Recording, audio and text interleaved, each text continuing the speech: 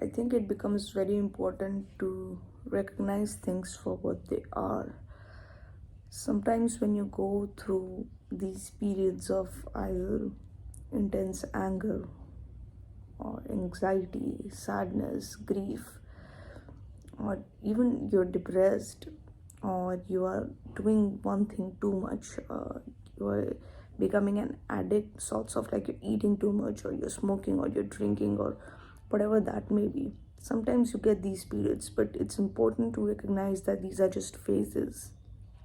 And at that time, it's actually super important to not reprimand yourself. I'm not saying become an addict to these things, but recognize that why am I acting this way? Is it because of the circumstances? Is it because of the internal things?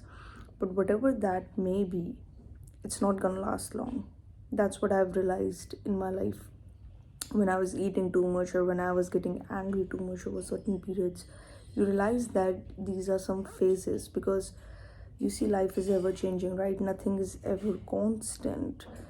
And sometimes these changes can be for bad, for good, where you get intense periods where you're happy, you're on top of the world, you're experiencing so much joy, and you're reading and you're doing everything you like. But sometimes these are the low periods, and that's what we have to tell ourselves, that nothing should be a 10 or a 5 or a 4. Everything should be maintained at 7. So you recognize these phases for what they are, and you do not reprimand yourself. You're actually compassionate, and you tell that it's not going to last long, because it doesn't last long. And yeah, that's it.